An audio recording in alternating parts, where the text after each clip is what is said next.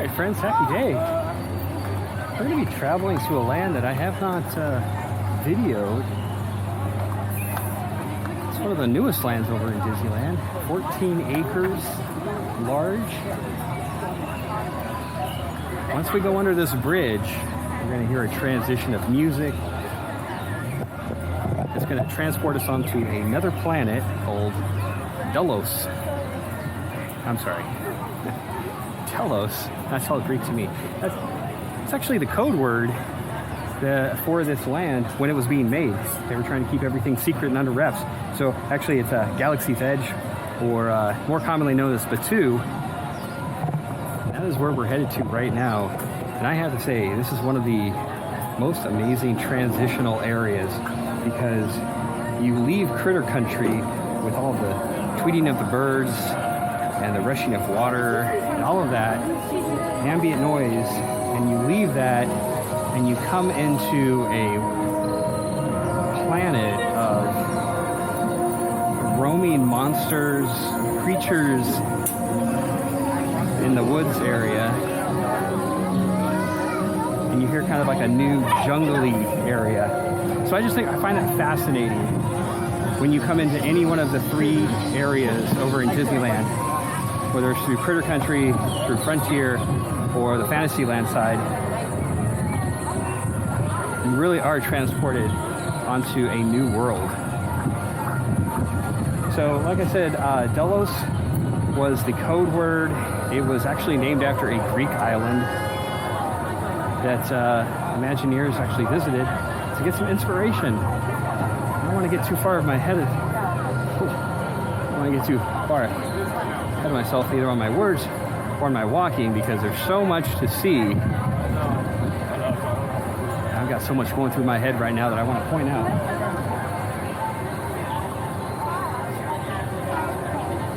So the code word was Delos, and actually, speaking of code words, the code word for the Rise of the Resistance ride was Alcatraz. Yeah, it kind of put it like the first order prison. Alcatraz was a prison, so that was the code word, because nobody really wanted to get the word out. And cast members were actually told if they wanted to be talking about this, if somebody asked them while it was being built, the response was to say it was the Frontier Construction Project. So that's another name more commonly associated with this whole land here. And where we're at right now is the Resistance side. So this is kind of like the light side of Batuu. This is the place that Vi Marata, she was a spy that was put in place by Princess Leia, or more commonly known as General Leia, since this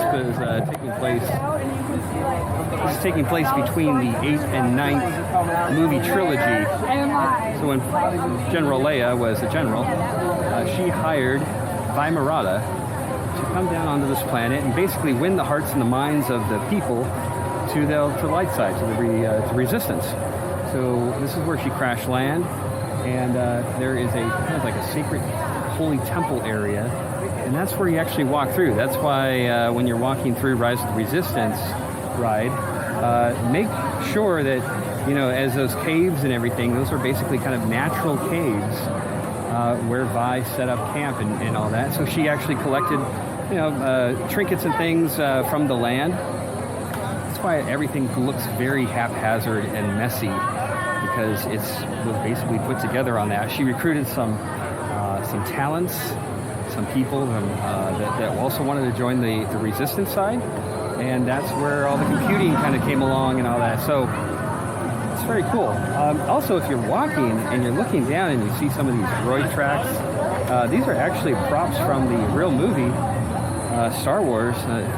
R2-D2 tracks are really R2-D2. They actually got him from the movie. There's also other little droid tracks and things. So make sure you look down when you come into this land. Of course, I don't want to forget, we have the A-Wing and the X-Wing. Right up over here. Can't walk by without saying something about that. Like I said, there's so much to talk about this land. At times, Chewbacca would be working on the X-Wing. Right now they only have him working on the Millennium Falcon, but hopefully after the 18th of April date, characters will be coming around more often and not only coming out to us and meet and greet, but also doing a little bit more shows and everything.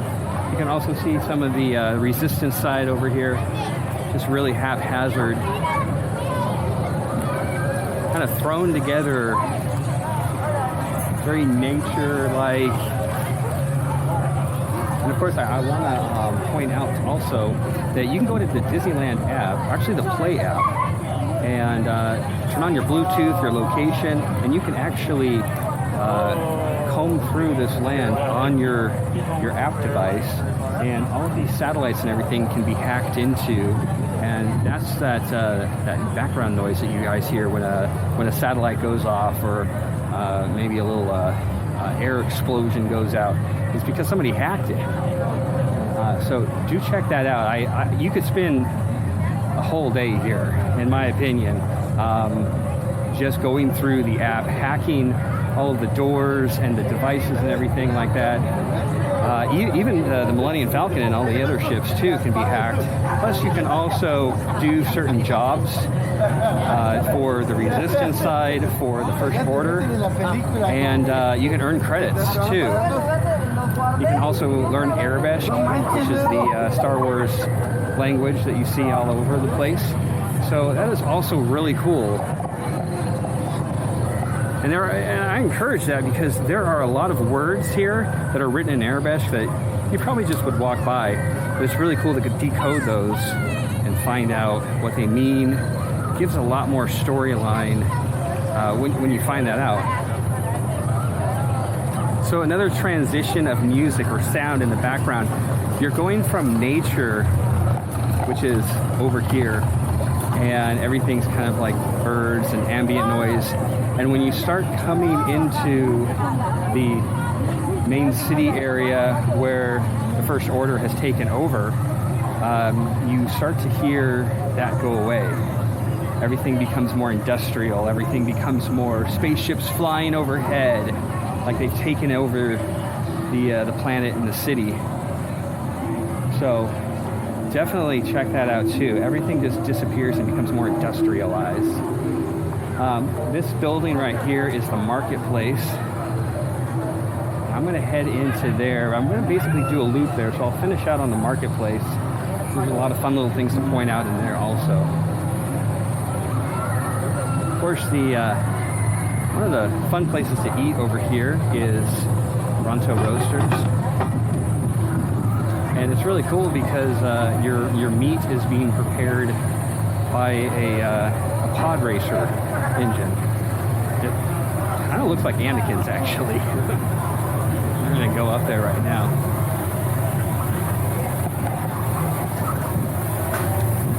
So you can see that, because it is the trip. Is this a ride? Oh. It is a trip to see that.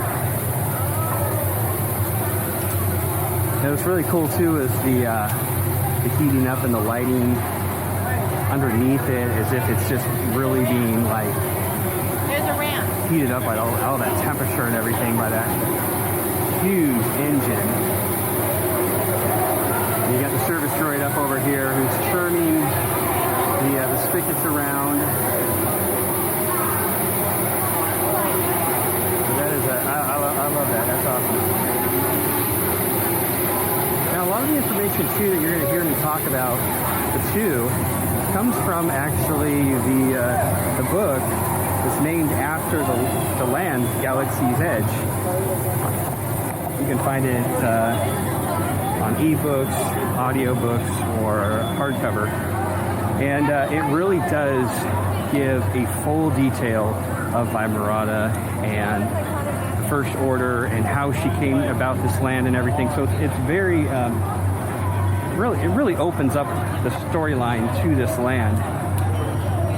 And do check out these service droids up over here who are selling Coke and Sprite, other drink products and everything. They all have names. And in fact, I always forget which one is what. Hi there. Is right Sons. Who's this guy? J2? batuu. It's really fun to see him move around. That is really cool. Oh, thank you so much. Yeah. I love the different greetings. Bright suns is basically anything that you say in the daytime. It says hello. Rising moons is good evening, something to that effect. Till the spires is when you're leaving. And a few other ones I'm going through here. In the meantime, while I remember some of those greetings, we're going to go into the Droid Depot, and this is where you can build your own droid for $99. Basically $100, and you can also buy a package for $175. That basically gets you a backpack, a couple of other accessories, or you can just buy these ready-made droids right here. So it is really quite a trip to be making your own droid. I've done it a couple of times. You can do a BB-8 version, a BB. Basically do a B series. Where it's the round soccer ball, or you can do more of an R unit, which is kind of like R2-D2 or something to that effect. You can also get different heads and everything, different body parts. And what's really cool is before they didn't have any of these accessories out and about, but now you can buy them after the fact too. So what's really cool is they have a conveyor belt. Basically, you get to pick, and it tells you in detail. You can go see my other YouTube video where I put this in all in detail. But it basically tells you what parts you need to get.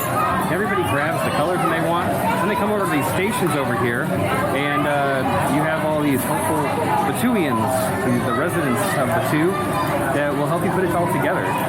And it's really cool, and the activation of it all, it's really awesome. I highly recommend it. The whole experience and then picking your droid and everything is worth $100. We're going to head out of this area and go into another part of the Droid Depot.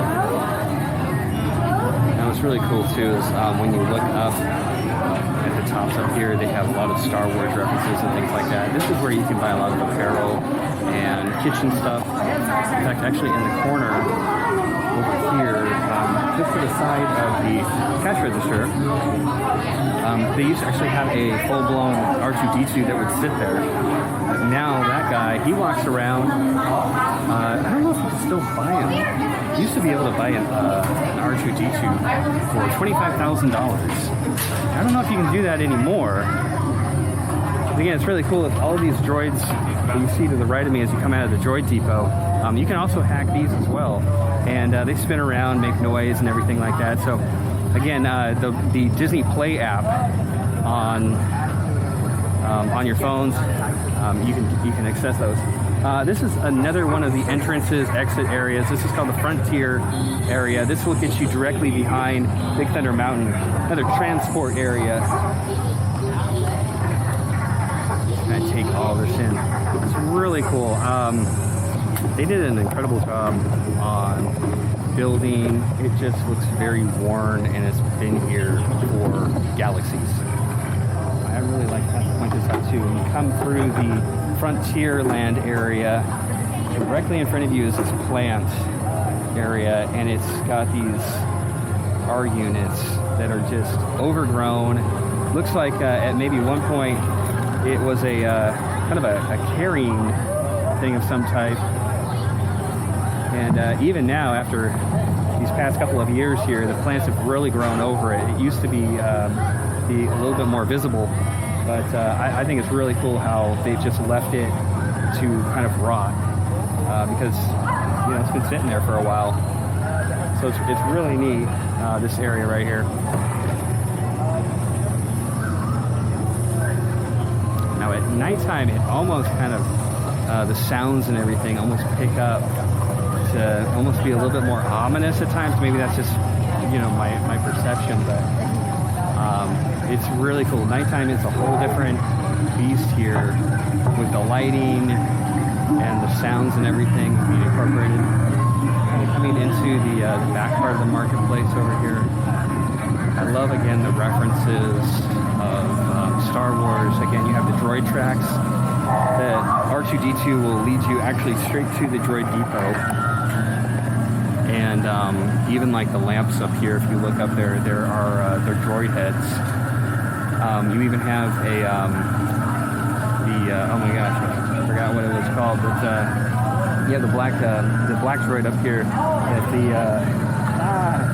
from the third movie where it would go and like spy on everybody. So again, you can hack that too, and it wiggles around. It looks like we even have a droid up over here, kind of moving around and everything. So, oh, and you also get some of the Naboo, some of the Separatist droids. They're up in the cages. That's always something that's fun to point out. Everybody kind of walks by in this area, but they do have some of the Separatist droids up in the back area in those cages. So definitely check all of this out. Very cool. Looks like somebody's hacking into something. So some of those ambient noises that you hear in the background. Bathrooms to the right, very important to know that. Water bottle station. Got the water bottle station up over here. And this is where you can get blue milk and green milk and the other type of milk that's the green with the tahini kind of stuff in it. I personally don't enjoy the green very much. I'm more of a blue milk kind of guy. It's really cool how the First Order even comes out here trying to look for. Citizens and travelers, if you can hear the sound of my voice, please come closer. Uh-oh. To all in this outpost, hear me. You may now consider yourselves under the watchful eye of the First Order. Oh boy, we're in trouble now. Before we came to the Black Spire outpost was an unruly place, hardly safe for travelers such as yourselves. Since our arrival, we have restored control and peace. And peace and safety. I don't know about that. Is what the Resistance threatens to destroy. We cannot let them succeed. So, while you may have come to Batuu on holiday, we are here on business. Oh boy. The Resistance has been reduced to a handful of stragglers with no hope of standing against us. And yet, we believe they're making a useless attempt to recruit and draw others to their hopeless cause. The stormtroopers under my command are on my orders searching this outpost to ensure that does not happen. I expect your compliance. Am I making myself clear? And you will cooperate. And you will remember who is in charge. Troopers!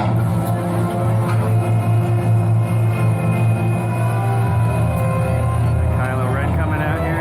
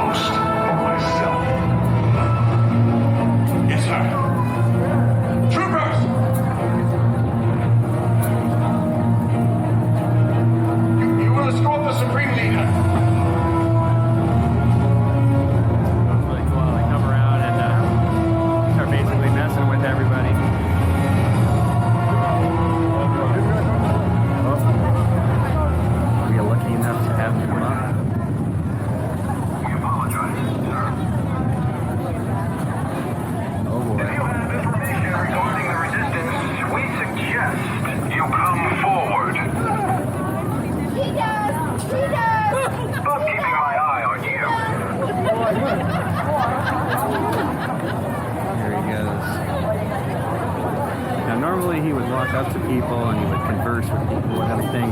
So hopefully after April 18th, we're going to get a lot more of that. So we have the echelon up over here. I love how the stormtroopers mess with it. guests and everything.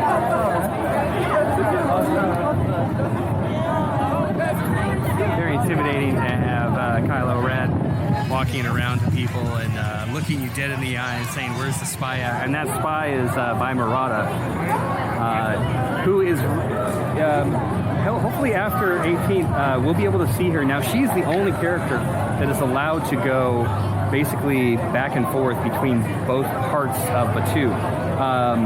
Chewbacca, Rey, kind of the other Resistance people, they are only allowed to go about up to Ronso Roaster, and then they, or at least the Millennium Falcon, and then they have to return back in their area. You'll never see those characters in the First Order area. Same thing with the Stormtroopers, Kylo Ren. They're basically only allowed to go up to the Ronso Roasters or Millennium Falcon. But Vimarata, she's the one that can transcend both sides because she is the spy. She's trying to get that intel and everything. So again, highly recommend if Star Wars is up your alley, definitely grab that book. It's not an ad to get Galaxy's Edge. It just really helps awaken this land to so much more. I thought it was at first kind of a cash grab, and I thought, oh, you know, it's just something. But no, actually, it is really cool. Now, this is a store for all of First Order. So if that is up your alley, definitely a store you want to come check out. They've got apparel. They've got looks like different little structures and things like that. And yes, you can even buy a full suit of a stormtrooper.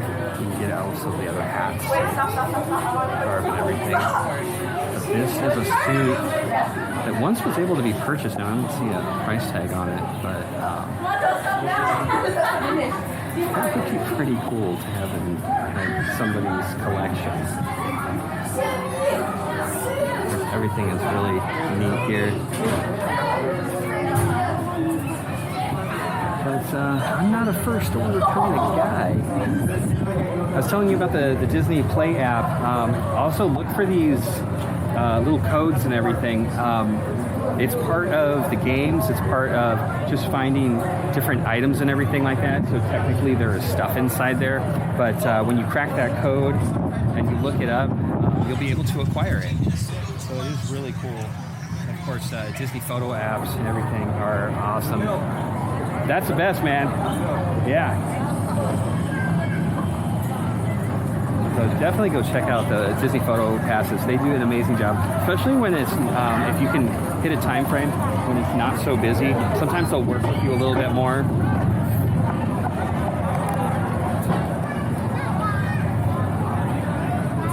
So much happening around here.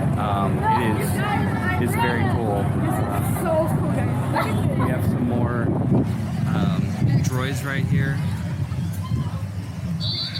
Hello, Bright Suns. What units do we have here? J1? Yeah. And then what's this one? He's an R unit. I don't remember his type though. Yeah, yeah. Droids are not really my thing. R Sprite or something like that. I don't know.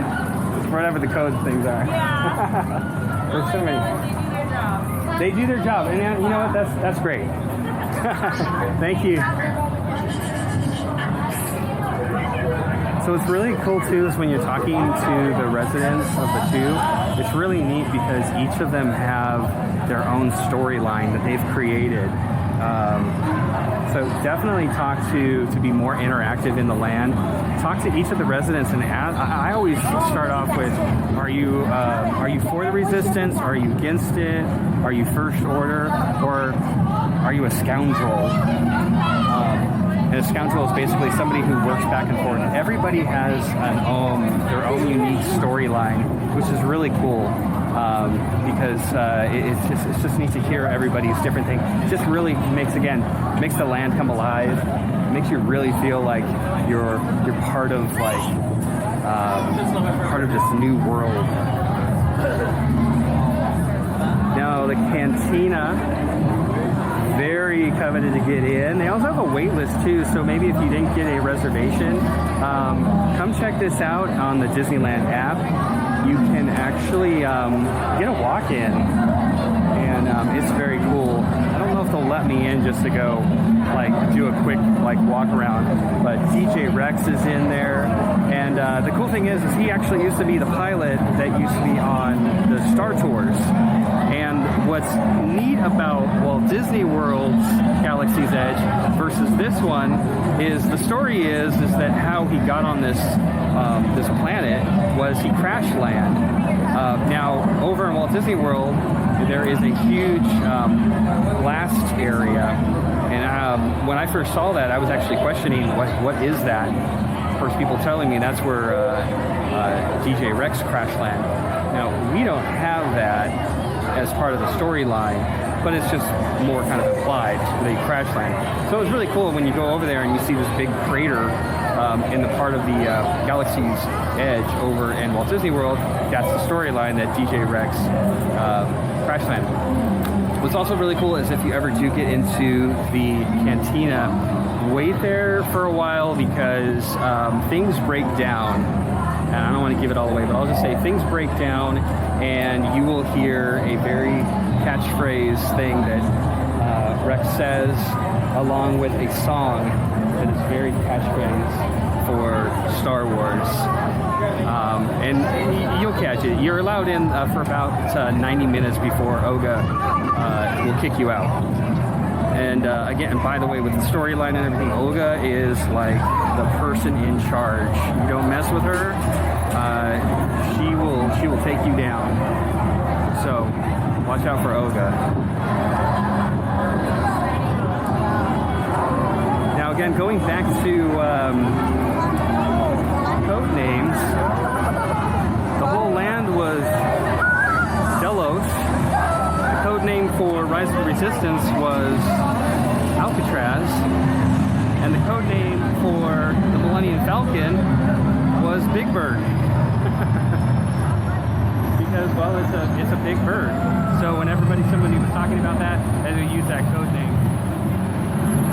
Now, worldwide, Disneyland and Walt Disney World are the only two places where you can find a full-size Millennium Falcon. Nowhere else will you be able to see that. So that's a fun little fact there. Now, I've also been told that there is a hidden Millennium Falcon on the Millennium Falcon. Now, if you try to ask a resident, they probably just won't tell you. I'm not a resident, so I'm going to tell you. If you walk over under the cab, the flight area, you're going to see this weird piping right up in here, just straight up under the cab. I have to look for it because it is a little on the small side. And it's not very detectable. But there's a hidden Millennium Falcon up in that area. And I guess maybe that's all I'm going to say. Because I'm even having trouble looking for it because there are so many like little pipes and everything. And this is the first time that I'm watching this with you. I'm actually trying to find this. So next time you're in this area, check out up there, and I've heard that's where it's at. But if I'm wrong, let me know too, because I would love to find it. Anyways, Millennium Falcon's another one that you can hack to, and you'll see like the steam and everything come down. It's really neat. And by the way, all of this is canon, Star Wars canon. So it is part of the storyline, which makes me wonder if you see Baby Yoda being sold as a toy, and you see Ahsoka Tano as a character being sold. Does that mean, since they're all kind of part of the story universe in that time frame, why don't we see them in the land? This is, again, just really cool how there's all of these just drapes and everything. The buildings are just worn and weathered and everlap.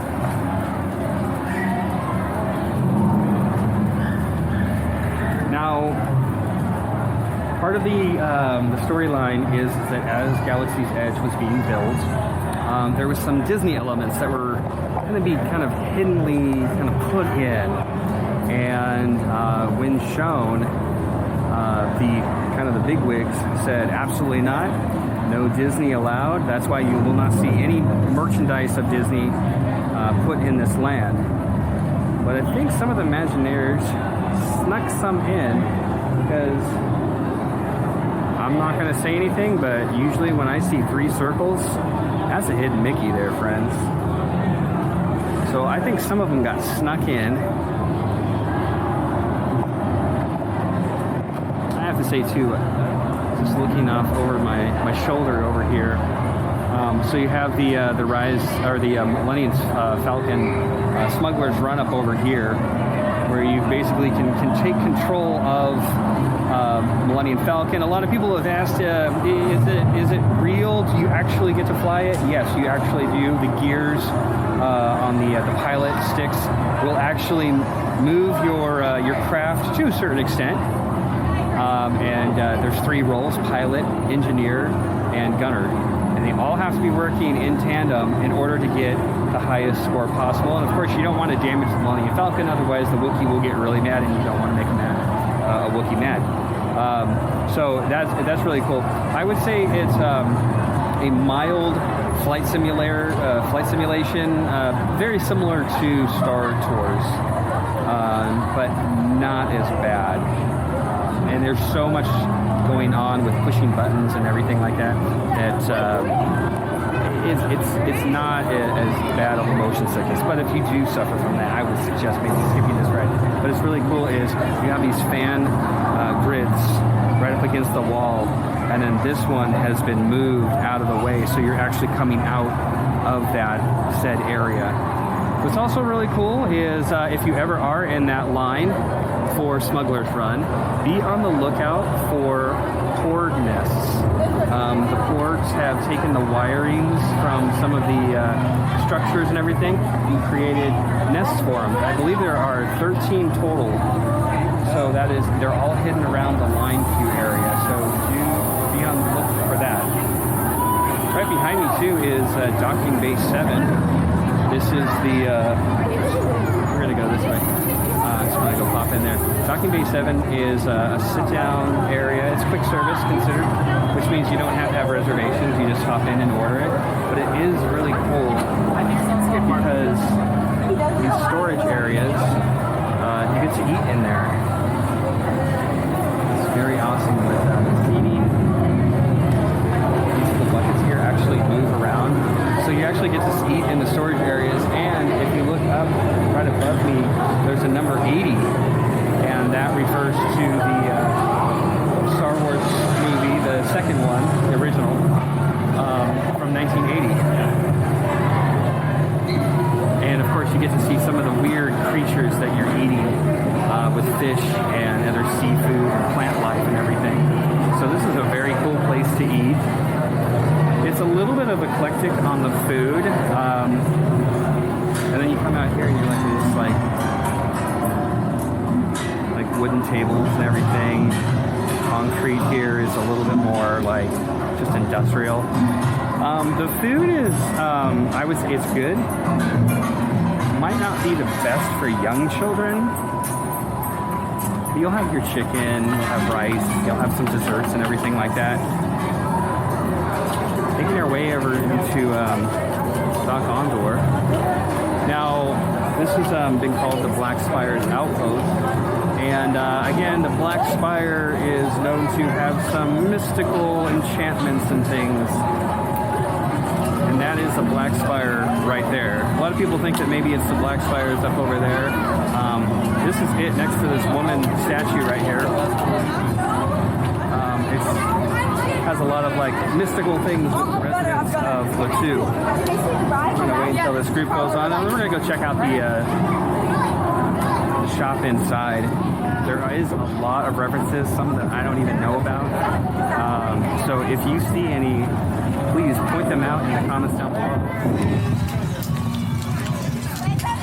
When I was always like to point out this mural right when you come in, and this is the battle scene from an ancient battle in Star Wars. You can also see it in the second Star Wars movie, number 2. It's really cool. It's actually hanging in the back behind the. I'm forgetting the old man's name, who's the Phantom Menace. Anyways, check it out in the movie. You can also see it right here. So this is where you can also get a lot of Star Wars hilts. Up over here, you can buy kyber crystals of specific colors, and the lighting and everything. I mean, it's just amazing. There's so many helmets and trinkets and things that are upstairs that you can check out. They're like, you have the assassin droid from Mandalorian. You have the Tom Tom. You have the cat creature that clawed up Padme in the number 2 movie. So there's just so many things to look at. And I hear Jar Jar Binks is up there too. And actually, there he is right up over here, my shoulder. Kind of a gold face.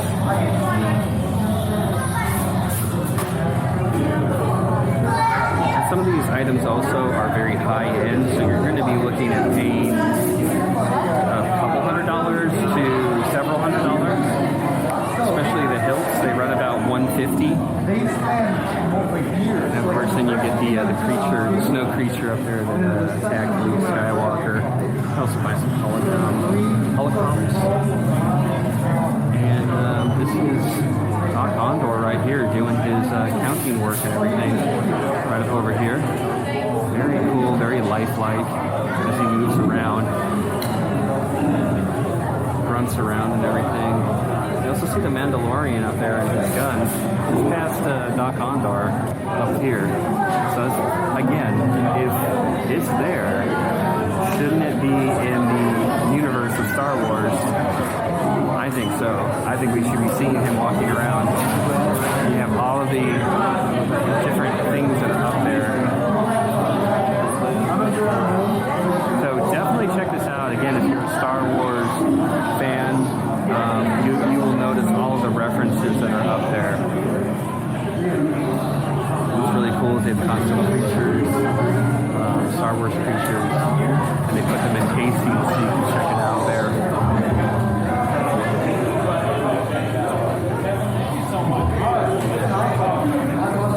You can also get some of the, again, the robe apparel that's in here too. Very authentic looking things.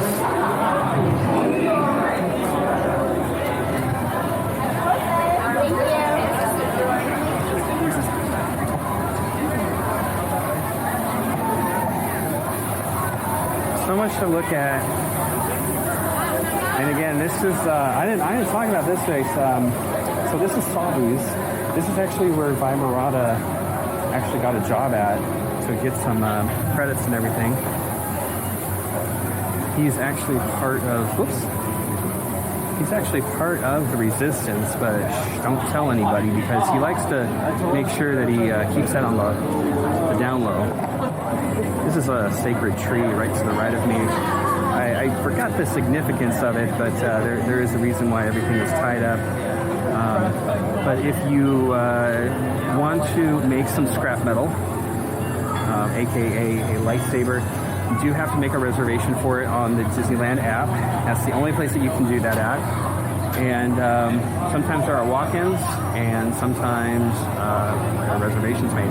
So I believe it's a little over $200, about $237 out the door. And you can actually pick from 4 different. Let's go check it out. You can do 4 different styles. And if you look in these drawers right here, you'll actually be able to see like all the different hilts and scrap metal of what it will look like. You can't buy them all, but you can at least have a couple. You can choose from them. And like this right here is where it is: power and control, peace, justice, elemental nature, and protection and defense. And it basically gives you options to make 2 different styles of lightsabers, and you get to choose one of them based on the parts and everything. So really cool. I was actually just recently able to go in as a watcher, and it was really neat. I was blown away. I would like to one day do this and have that experience of putting it together.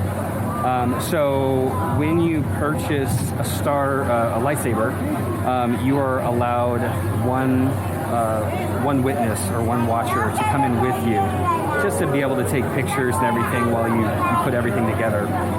So when you do make a reservation, make sure you're making a reservation for how many scrap metals you're creating, not how many people are going to go in with you. So very, very cool little area in there. And again, we have this odd structures of like the pod racers. So I got there. Oh, we have to go through the marketplace, so we're gonna walk up there. Now, if you do buy a lightsaber, you are able to take it out and, look at it, basically. But you can't just be carrying it around, wielding it and everything, because obviously Disney doesn't want lightsaber fights all over the place, which can happen and has happened in the past. You're also able to take it out too. So if you want to go in the evening time, especially in the evening time around the Millennium Falcon, a lot of people like to go and get their picture taken with that as the background and have your face light up with the color of your lightsaber. So definitely check that out too. We're going to walk back through Ronto Roasters. I feel like my brain is just going blank on all the information. I feel like I've missed some things. But that's okay. If you guys can fill in some of the things I missed so that all of us can get to see that later on. I always like to come over here too, because this is actually like the kind of kitchen area that people typically pass by. But you see the kitchen crew over here that could come in and grab one of those weird sharp knives, or pick out the next meal with those weird knives held by their tongues, and it's really weird. Check that out. It doesn't have to be there, but it is. And I think that's what makes this part so cool, is that there's so much unnecessary stuff, but the unnecessary makes it really cool. You see a lot of animals, of creatures hanging upside down by their tongues. Great place to get a Ronto wrap or a breakfast wrap in the morning. This is, I forgot the name of it, but it's a popcorn place. Cat something or other, I forgot. They have strawberry banana popcorn, and they also have a chocolate popcorn. Really good. You can only find the names on the apps, but you will find these kind of like icon images that say the name, respectively in the language, or just as an icon. Right over here to my left is where you can get all things Black Spire, Outpost, from apparels and things. Again, all these lights and all that stuff. Very reminiscent of like a Turkish marketplace. Really boards. Hi, Bright Suns. And it's really cool too. Again, unnecessary things that you can tap into and just see. You can also get some pins and things. Treasures from the tube before you go back to planet Earth.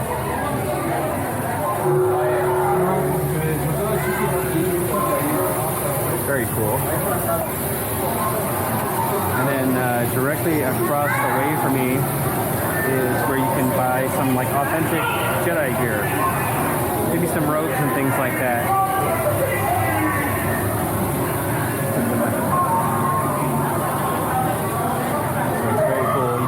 Belts, you can buy some, arm guard, you can buy some vests. So everything has a price, and it's really cool. And of course, at the top there, you can see the tapestry of maybe like, you know, you say, oh, I want that, and they can pull it down and sew up a new thing for you. This is the Toidarian Toy Maker. This is this toy shop with all these little dolls. We've got Life Day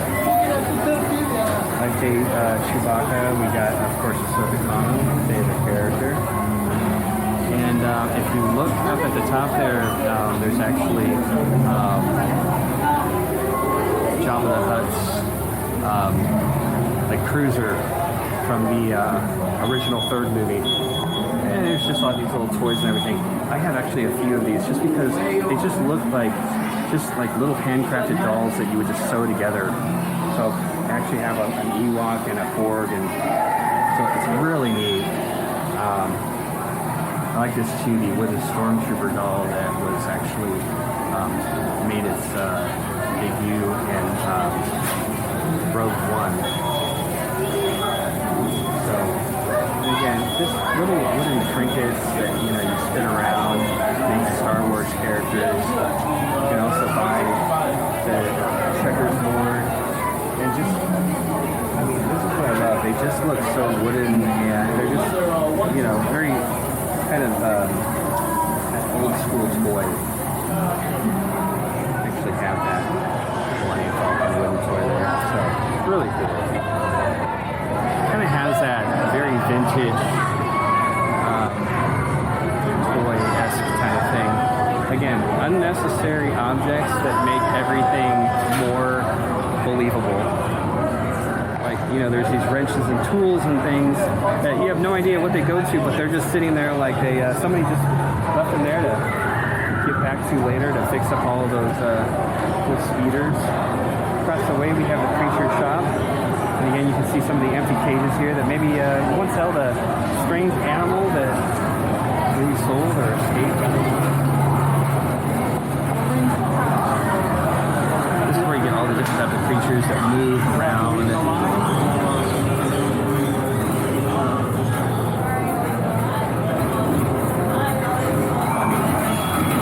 Wouldn't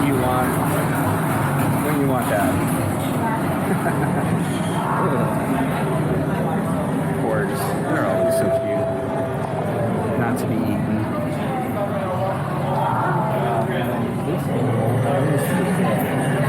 A loft cat, because the loft cat that you can buy as a toy, they also have a real loft cat.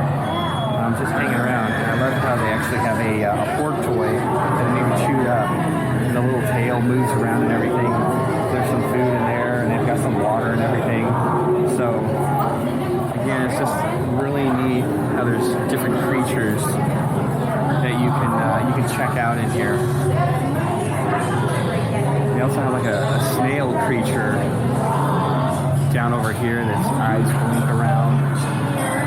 And you can look at all up there, and you can hear creatures making noises or eyes that come about. So again, it's really kind of creepy when you realize that you're all surrounded by all these odd things. Looks like a frog-like structure up over here, like a little weird animal. I even noticed that there's a plant that moves up there.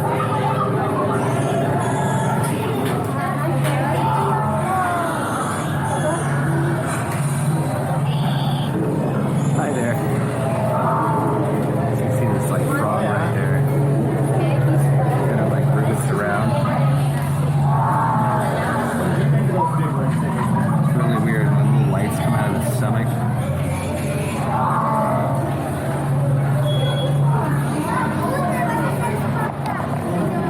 I've always thought it was really cool to be in this place when it rains, because I feel like it would just be really authentic to just see all the rain coming down in this marketplace area. Now, this obelisk here, probably be wondering, like, what is the purpose of it? Like, why? The Batuians, they actually believe that if you put your hand on it and you say, "Till the Spires," it'll bring good luck to you. So, I don't know. Let's try it out. I have to get to it here. This is also a sitting area. The bathrooms are right up over here, and also the other water area is up over here. So supposedly, if you put your hand up and you say, "Oh, Spires," I didn't feel anything. And I'll have to see how it goes, but supposedly you get good luck on that. And of course, what's really neat is up over here in this corner. Again, unnecessary. Being super awesome. You actually have an R unit that's down over here that's like a heating element, and then it's just like wood carver. So again, you have all these tools that are just sitting around over here. You have all these, you have a Chewbacca wood carving, you have a symbol here, you have another Star Wars creature, the Loft Hat, and this pelican right in the middle here. And of course, this is a fantastic place to take a photo over here. With just this lighting area, especially when in the evening, when it comes about.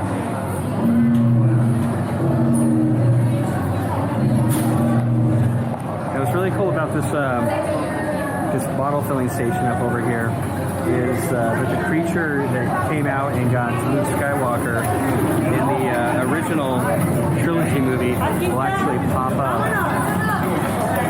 It just kind of pops up out of nowhere in this water tank right here. Let's see if we can see it pop up.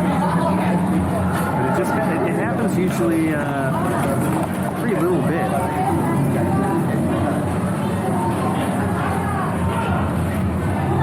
And, you'll know when it's popping up. It'll start making a gurgling sound, and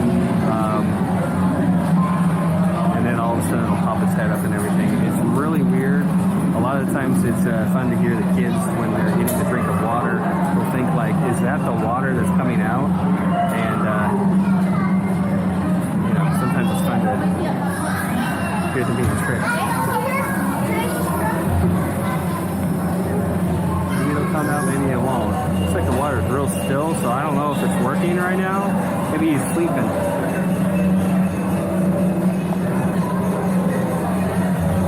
Check that out though. It's really cool how it pops up.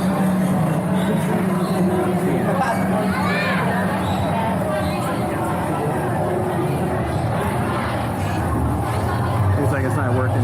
Maybe he's sleeping right now. The Galaxy Edge is a really cool place. We basically just did an entire loop of it, gone through the marketplace. But like I said, check it out at nighttime because the lights will come on. And it just creates a whole different world in this area here. And if you do want to ever see Vimerata, she usually comes out of the area, and she is allowed to crawl through the planters and everything like that. And she'll interrogate you. She'll ask you some questions maybe about, what's your doings here? Are you part of the First Order? So this is the area that she typically will walk out of. I mean, usually through the plants. Kind of a great way to make an entrance. So we're going to walk back through and exit out the Fantasyland side. Just kind of do one quick last walkthrough. And I forgot to point it out. Maybe I forgot. Maybe I did and I didn't. I'm going to walk us up over in this area. This is a great place, by the way, to see stormtroopers up over here. They usually come up here. Rey will also walk up there. She'll be down here as well. Got your speeders and everything like that. Very cool. But if you plant yourself up over here and you look straight up the walkway, I don't know if how well it'll come out on camera, but if you stand right here, you'll be able to see the cargo ship dropping off everything at the docking bay 7.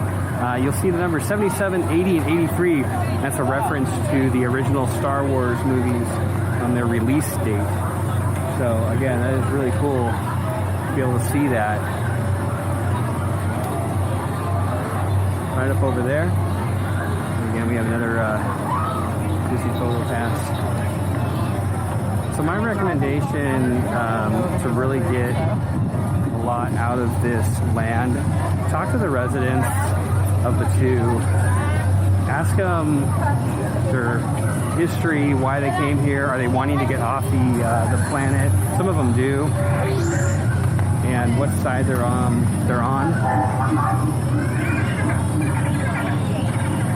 And of course, open up that Play app, and you'll be able to hack and do some jobs and everything, earn some credits.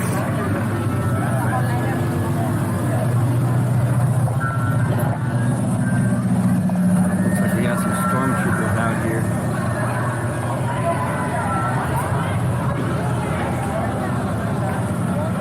So with that, thank you for joining along with me on this 360 video. If I missed something, there's a really cool fact about this land, let me know. Because I would love to learn more. I love the Disney history. I love the Star Wars history facts as well. And with that, I'll say thank you so much for joining along with me. And if I didn't see you today, I hope to see you later on in the parks. Thank you for supporting these videos and the videos like this. Every time you view, it will generate ad revenue, and that ad revenue will be given to guests around the park. It's going to be a consistent flow for people inside and outside the parks. We can give away food, we'll give away gift cards, we'll just create smiles in some creative new way. So the money that I will make will go straight to everybody else. And we'll finish up this video by walking through the transitional area. You can go from rock to that wooden frontier land kind of way. The lights change. That music goes away. Start to hear the sounds and the sights of Frontierland. By the way, those boxes are not typically there. There used to be a stagecoach. Interesting. Anyways, oh, by the way, the music of Galaxy's Edge, all composed by John Williams, the composer of the Star Wars music. So, there you go on that. All right, friends, have a great time. We'll catch you later in more videos in the future.